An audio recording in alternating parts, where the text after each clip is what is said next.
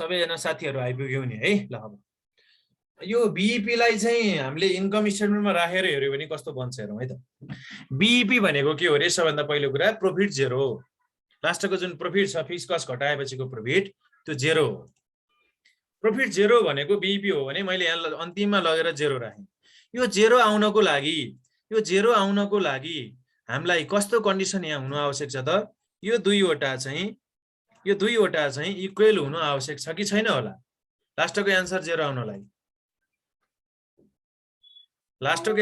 आउनलाई यो दुईटा इक्वल हुनै पर्छ नि, हुँदैन र? नत्र कसरी जेरो आउँछ र हैन? म्युटमा बस्नु, एकछिन म्युटमा बस्नु है त।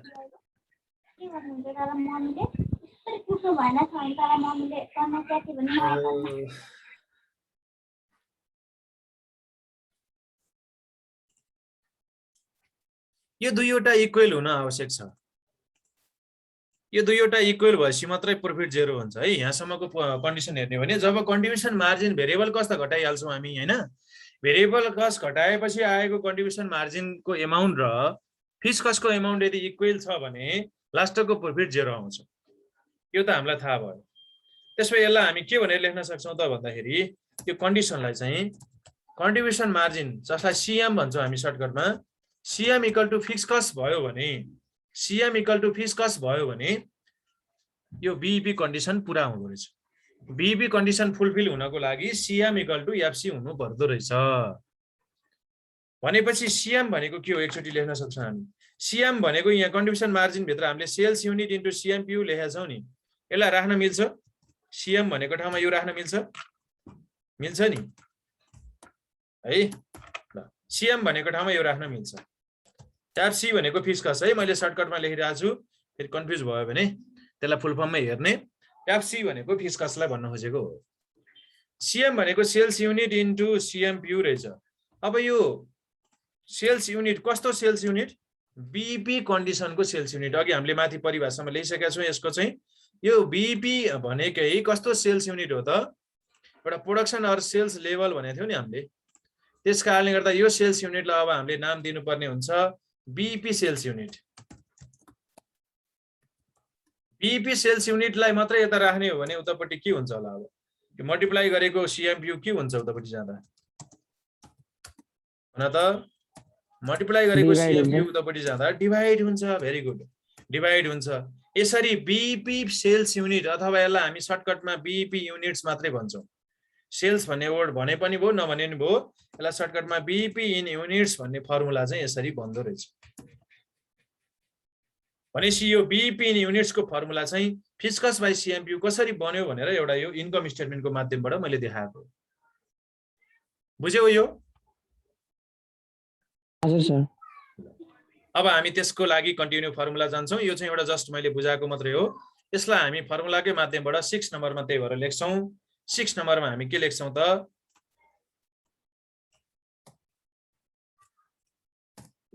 फर्मुलालाई कन्टिन्यू गरौँ। अघि हामीले 5 नम्बरसँग लेखेका थियौँ। अब 6 नम्बरमा त्यही भएर हामीले लेख्छौँ बीईपी चाहिँ युनिट्स। बीईपी युनिट्समा सोध्यो भने फिक्स कस्ट डिभाइड सीएमपीयू गर्नु पर्दो रहेछ। फिक्स कस्ट डिभाइड सीएमपीयू गर्नुपर्ने रहेछ र एन्सर चाहिँ युनिटमा आउँदो रहेछ। यसलाई बीईपी सेल्स युनिट अथवा बीईपी युनिट्स मात्रै पनि भन्छौँ हामी। यति युनिट बेच्यो भने कम्पनीलाई के हुन्छ त? नाफा नि हुँदैन, घाटा नि हुँदैन। यति युनिट बेच्यो भने घाटाबाट हामी उत्रिन्छौँ, अथवा हामीले तिर्नुपर्ने ठाउँमा सबै तिरिसक्छौँ यति बेच्यो भने। भेरिएबल कस्ट र फिक्स कस्ट जुन तिर्नुपर्ने कुरा हो त्यो तिर्नुपर्ने कुरा चाहिँ हामीले तिरिसक्छौँ। अब हामीले तिर्नु पर्दैन। बीईपी युनिट्स भन्दा बढी उत्पादन गर्यो भने पनि फिक्स कस्ट तिर्नु पर्दैन, भेरिएबल कस्ट त लाग्दै गइहाल्छ। जति उत्पादन गर्यो त्यो अनुसार भेरिएबल कस्ट त थपिँदै गइहाल्छ। तर फिक्स कस्ट थपिन्छ त? अब थपिँदैन है त्यसपछि चाहिँ। अब यही कुरालाई हामीले रुपिसमा पनि देखाउन मिल्छ बीईपीलाई। हुन त बीईपी रुपिस निकाल्दाखेरि बीईपी युनिट्सलाई इन्टु एसपीपीयू गरे पनि हुन्छ हुन त। तर यस्तो नगर्ने सकेसम्म है, सकेसम्म यो फर्मुला युज गर्ने।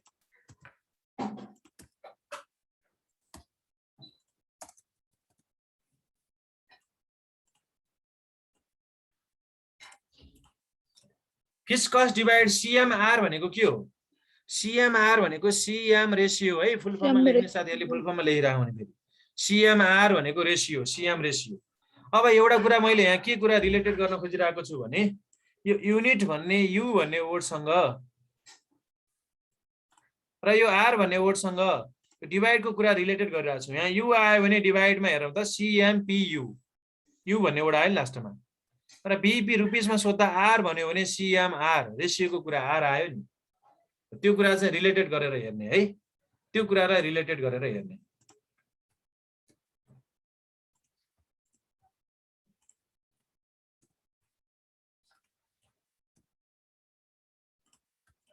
यु को लागि यु चाहिन्छ, आर को लागि आर चाहिन्छ भनेर सम्झिराख्ने है। अब जहिले यु को लागि यु, आर को लागि आर।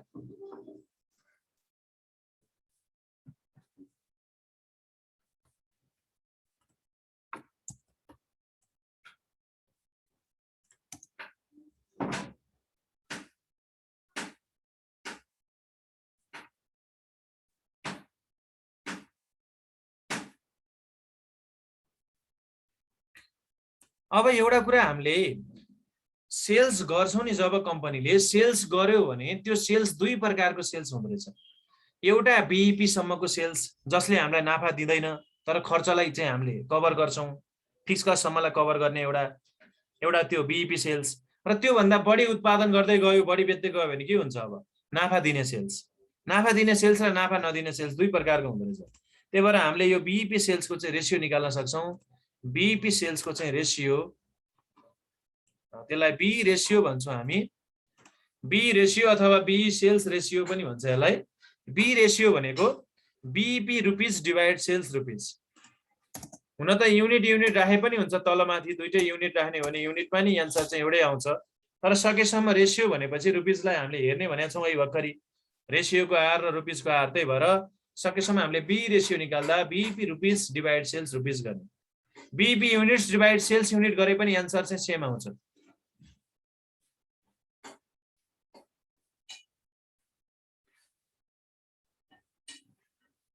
यसलाई भन्छ बीई रेसियो। यो पनि 0 समथिङमा आउँछ। यसरी हामीले ब्रेक इभन पोइन्ट भन्ने पार्ट भित्र यो तीनवटा फर्मुलाहरूलाई हेर्यौं।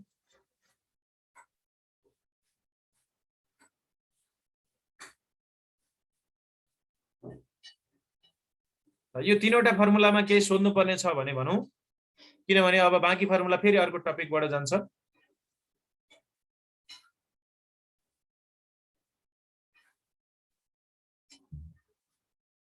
सर एकचोटि बीईपी मा देखाउनु न माथि।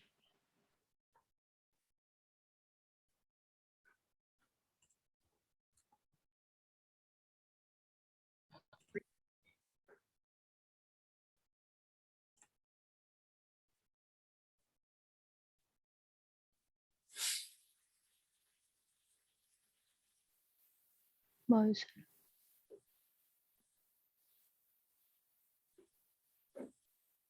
अब म्यानेजरको उद्देश्य के हो? प्रॉफिटलाई 0 बनाउनु मात्रै म्यानेजरको टार्गेट हुन्छ, उद्देश्य हुन्छ त? एउटा म्यानेजरले, एउटा सेल्स म्यानेजर अथवा एउटा मार्केटिङ म्यानेजर अथवा एउटा कम्पनीको चाहिँ एउटा डाइरेक्टरले, एउटा म्यानेजरले के प्रॉफिटलाई 0 बनाउने उसको चाहिँ उद्देश्य हो त? उसको उद्देश्य प्रॉफिटलाई 0 बनाउने होइन, प्रॉफिट बढाउँदै लैजाने हो, माथि माथि धेरै धेरै बनाउने हो। तर यो बीईपीलाई किन उसले हेर्यो भने उसले टार्गेट सेट गर्नको लागि मात्रै हो। मैले यति समय बेच्यो भने मेरो कभर हुन्छ, त्यसपछि म माथि जान्छु भनेर उसले टार्गेट सेट गर्नलाई बीईपी हेरे हो। उसको टार्गेट त प्रॉफिट कमाउनु हो। त्यसैले प्रॉफिट कमाउने टार्गेटलाई हामी के भन्छौं त? डिजायर प्रॉफिट, टार्गेट प्रॉफिट अथवा डिजायर प्रॉफिट भन्छौं। टार्गेट प्रॉफिट अथवा डिजायर प्रॉफिट। र त्यो प्रॉफिट गर्नलाई अब मैले कति बेच्नु पर्छ भनेर उसले हेर्न चाहन्छ। कति बेच्नु पर्छ भन्दा एउटा सिम्पल रूपमा भन्न सक्छौं, बीईपी भन्दा धेरै बेच्नु पर्छ। नाफा कमाउन कति बेच्नु पर्छ रे? बीईपी भन्दा धेरै बेच्नु पर्छ। तर धेरै भनेको कति? एक्ज्याक्ट पोइन्ट, हामीलाई एउटा एक्ज्याक्ट भ्यालु चाहियो नि त। त्यही भएर हामीले त्यसलाई फर्मुलाबाट निकाल्नु पर्ने हुन्छ। नाफा कमाउनको लागि बीईपी भन्दा धेरै बेच्नु पर्छ, किनभने बीईपी सम्म बेच्दाखेरि प्रॉफिट 0 छ। अब बीईपी भन्दा माथि हामीले जति धेरै बेच्दै जान्छौं त्यति हामीलाई नाफा हुँदै जाने हो। तर त्यो नाफा एउटा हामीले टार्गेट नाफा हो, त्यो डिजायर प्रॉफिट हो। र हामी डिजायर प्रॉफिट पनि अघि हामीले भनिसक्यौं, बिफोर ट्याक्समा हेर्ने गर्छौं, बिफोर ट्याक्समा हेर्ने गर्छौं। त्यसै कारणले गर्दा हामीलाई यस्तो प्रकारको क्वेशनमा के दिन्छ त भन्दाखेरि हामीलाई प्रॉफिट गिवन हुन्छ सेल्स सोध्छ अथवा सेल्स गिवन हुन्छ प्रॉफिट सोध्छ दुईटा कन्डिसन हुन्छ यहाँ क्वेशन प्रॉफिट दिने सेल्स कति गर्नुपर्छ भनेर सोध्ने जस्तो हो मैले 50,000 नाफा कमाउन कति बेच्नु पर्ला भनेर सोध्न सक्छु कम्पनीले 50,000 नाफा कमाउन कति बेच्नु पर्ला अथवा कम्पनीले 2 लाख बेच्यो भने कति नाफा हुन्छ हो यस्तो दुई प्रकारको क्वेशन हुन्छ र यो दुवै प्रकारको क्वेशनको फर्मुला चाहिँ एउटै फर्मुलाले काम गर्छ र यो फर्मुला ठ्याक्कै बीईपी को फर्मुला जस्तै छ एकचोटी हेरौं त बीईपी को फर्मुला जस्तै छ बीईपी को फर्मुलामा प्रॉफिट नहुने हुनाले माथि एफसी प्लस 0 भएको थियो वास्तवमा यो एफसी प्लस 0 हो नि त यो एफसी प्लस 0 हो नि त प्रॉफिट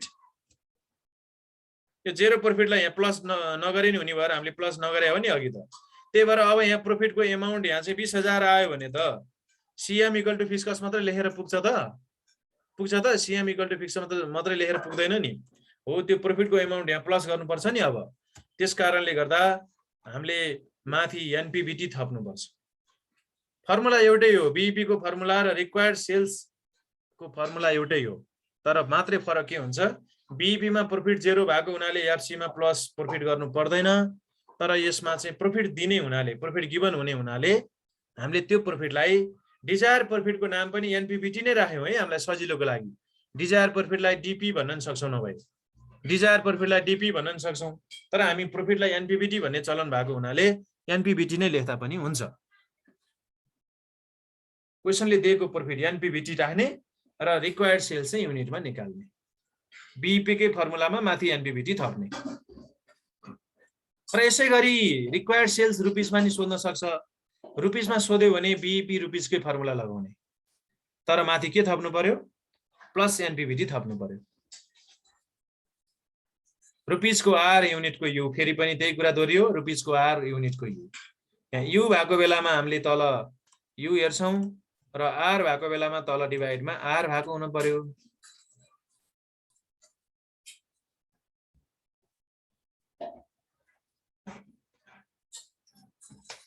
अब म्यानेजरले चाहिँ यति प्रॉफिट गर्न कति बेच्ने अथवा यति बेच्यो भने कति प्रॉफिट हुन्छ भन्ने कुरा हेरिसकेपछि म्यानेजरले प्रॉफिटलाई अर्को तरिकाबाट नि हेर्न सक्छ प्रॉफिटको एउटा टोटल अमाउन्ट 1,50,000 अथवा 2 लाख भन्नुको सट्टामा प्रॉफिटलाई कसरी पनि भन्न सकिन्छ भने हामीले चाहिँ प्रॉफिटलाई दुई प्रकारले भन्न सकिन्छ है एउटा कुरा चाहिँ प्रॉफिटलाई बिफोर ट्याक्स र आफ्टर ट्याक्समा भन्न सकिन्छ कहिलेकाहीँ म्यानेजरले चाहिँ आफ्टर ट्याक्स प्रॉफिटको टार्गेट बनायो भने पनि हामीले त्यसलाई बिफोर ट्याक्समै लगेर युज गर्नुपर्छ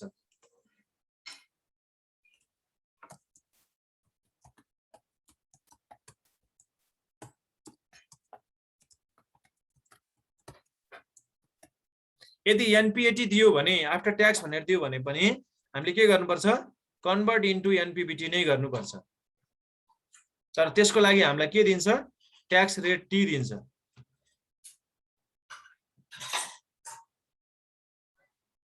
र एनपीएटी लाई एनपीबीटी बनाउने तरिका के हो त एनपीएटी डिवाइड 1 माइनस टी हो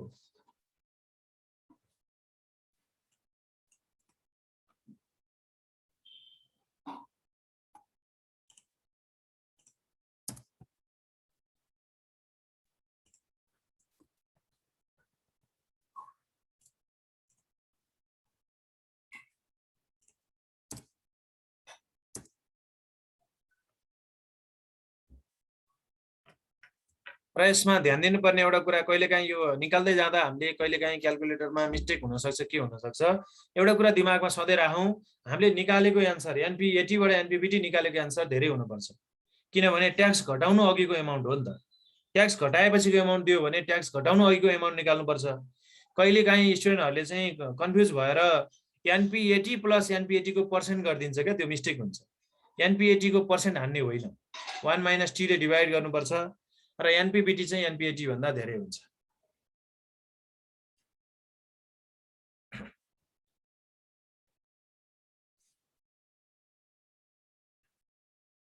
र क्वेशनले केही नभनिकन नेट प्रॉफिट मात्रै भन्यो भने त्यसलाई बिफोर ट्याक्स नै बुझ्छौं नेट प्रॉफिटलाई अर्को ल्याङ्ग्वेजमा के भन्छ रे नेट इन्कम अथवा अपरेटिङ प्रॉफिट पनि भन्छ। नेट इन्कम पनि भन्छ, अपरेटिङ प्रॉफिट पनि भन्छ, नेट प्रॉफिट बिफोर ट्याक्स पनि भन्छ। एनपीबीटी लाई विभिन्न ल्याङ्ग्वेज युज गर्न सक्छ, त्यो कुरा ध्यान दिने।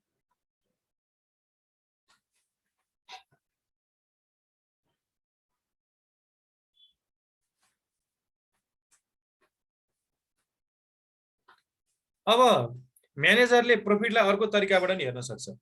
म्यानेजरले प्रॉफिटलाई कस्तो तरिकाबाट हेर्न सक्छ भने उले चाहिँ प्रॉफिटलाई चाहिँ पर्सेन्टेजको आधारमा हेर्न पनि सक्छ।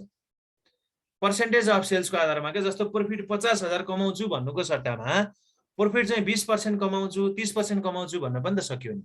के को 20% अथवा 30% त सेल्सको। त्यो पर्सेन्टेज चाहिँ सेल्सको आधारमा भन्छ है क्वेशनले चाहिँ। यसरी सेल्सको आधारमा पर्सेन्टेज भन्यो भने हामीले चाहिँ के गर्नुपर्ने हुन्छ भन्दा यो पर्सेन्टेजलाई चाहिँ हामीले सर्टकटमा पीपीआर भनेर डिनोट गर्नुपर्ने हुन्छ, प्रॉफिट पर्सेन्टेज। त्यही भएर यसको नाम पीपीआर भयो है। प्रॉफिट पर्सेन्टेजलाई हामी पीपीआर भन्छौँ। जस्तो 20% भन्यो भने 0.2 भन्नु पर्यो है, त्यसलाई 25% भन्यो भने 0.25 भन्नु पर्यो। त्यो चाहिँ पीपीआर हुन्छ, पीपीआर हुन्छ त्यो। र हामीलाई पीपीआर दियो भने हामीले त्यसलाई छुट्टै तरिकाले निकाल्न सक्छौं। पीपीआर दियो भने त्यसलाई रिक्वायर्ड सेल्स इन युनिट निकाल्नको लागि हामीलाई पीपीआर दियो भने हामीले माथि एनपीबीटी राख्न त सकेनौं। अब हामीलाई एनपीबीटी दिएन क्वेशनले। प्रॉफिटको एमाउन्ट दिएको भए पो एनपीबीटी भन्ने। प्रॉफिटलाई चाहिँ पर्सेन्टमा दियो, पर युनिटमा दियो भने पर युनिटमा दिन पनि सक्छ है। फेरि प्रॉफिट पर युनिटमा दियो भने चाहिँ यसलाई पीपीयू भन्छौं।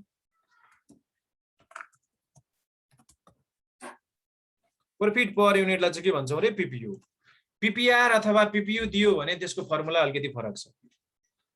यदि पीपीआर दियो भने त्यसलाई पीपीयू बनाउन पनि मिल्छ। एउटा कुरा, पीपीआर भनेको प्रॉफिट पर्सेन्टेज दियो भने त्यसलाई पीपीयू बनाउन पनि मिल्छ। यदि रिक्वायर्ड सेल्स इन युनिटमा सोध्यो भने हामीलाई पीपीयू चाहिन्छ, र रिक्वायर्ड सेल्स इन रुपीजमा सोध्यो भने पीपीआर चाहिन्छ। त्यो हुनाले क्वेशनले पीपीआर दियो भने पीपीयू बनाउनु पर्ने अवस्था पनि आउन सक्छ। त्यो चाहिँ हजुर भनौं त। यो हाम्रो सेभ हुन्छ नि है वर्ड फाइलमा, यो जुन फर्मुलाहरु सबै। तपाई फर्स्ट टाइम आउनु भयो र क्लासमा? फर्स्ट टाइम हैन, आज अलिकति लेट भयो सर, भर्खर जोइन भयो हो। फर्स्ट टाइम आउनु भयो मात्र, नत्र मैले डेली क्लासको हाम्रो ग्रुपमा चाहिँ डेली पढेको कुराहरु मैले पीडीएफमा डेली अपलोड गरिरा हुन्छु है। ग्रुपमा तपाईले हेर्नु भएको छ कि छैन, तपाई ग्रुपमा हुनुहुन्छ कि हुनुहुन्न? मैले हरेक दिन पढेको कुराहरु ग्रुपमा चाहिँ पीडीएफ बनाएर राख्दै हुन्छु नि। इभिनिङको ग्रुपमा कि मर्निङको ग्रुपमा सर? यो चाहिँ अनलाइन ग्रुपमा। अनलाइन ग्रुपमा चाहिँ छैन सर। म इभिनिङ यो अनलाइनको लागि हो है, फिजिकलको लागि त मैले अब इन्स्टिट्युटमा पढाकै छु नि। यो अनलाइन पढ्ने साथीहरुको लागि हो नि। आज मिस भयो कि सर, त्यो भएर। ल ठीक छ, त्यो माग्नु भयो भने तपाईले मलाई मेसेजबाट इमेलबाट पनि माग्न सक्नुहुन्छ, सबै कुरा पाउनुहुन्छ। हुन्छ सर। ओके, यो प्रॉफिट चाहिँ कस्तो तरिकाले दिन सक्दो रहेछ रे? एउटा चाहिँ एमाउन्टमा दियो भने त्यसलाई एनपीबीटी भन्नु पर्यो अथवा एनपीएटी भन्नु पर्यो आफ्टर ट्याक्समा दियो भने। तर पर्सेन्टमा दियो भने त्यसलाई पीपीआर भन्नु पर्यो, पर युनिटमा भनेर दियो भने पीपीयू भन्नु पर्यो। अब हामीले माथि एनपीबीटी प्लस गर्न नपाएपछि के गर्छौं? माथि प्लस गर्न नपाएपछि तल माइनस गरेर चित्त बुझाउनु पर्यो नि। किनभने हामीले एन्सर त बीईपी भन्दा धेरै निकाल्नु छ। फिक्स कस्ट डिभाइड सीएमपीयू गर्यो भने त बीईपी बन्छ त्यो। अब बीईपी भन्दा धेरै एन्सर निकाल्न के गर्नुपर्छ? कि त माथिको भ्यालु बढाउनु पर्छ कि त तलको भ्यालु घटाउनु पर्छ। अब माथिको भ्यालु बढाउन पाएनौ प्लस एनपीबीटी गर्न नपाएपछि के गर्ने? तल माइनस पीपीयू गरिदिनु पर्यो नि। बुझ्यौ नि है? माइनस पीपीयू गर्ने। यदि युनिटमा भन्यो भने, रुपीसमा भन्यो भने चाहिँ सीएमआर हुन्छ, त्यही भएर तल पीपीआर गर्ने माइनस। सीएमपीयू मा पीपीयू माइनस, सीएमआर मा पीपीआर माइनस। यसरी हामीले रिक्वायर्ड सेल्स चाहिँ फरक तरिकाले निकाल्न सक्छौं।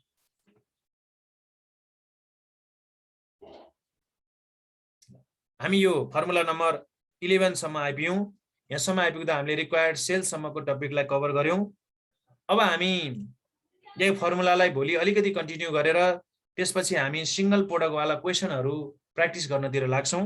यति आजसम्म पढेको फर्मुलाहरूलाई एकचोटि फेरि रिराइट गरेर राम्रोसँग हेरेर त्यसलाई बुझेर आउने है त। भोलि हामी यो फर्मुलालाई अलिकति बाँकी छ, थोरै फर्मुला बाँकीहरू छ, त्यसलाई भोलि हामी कन्टिन्यू गर्छौँ। यहाँसम्मको फर्मुलाहरूमा केही कन्फ्युजन भयो भने पनि भोलि सोध्न सकिन्छ। हजुर। Okay, by by.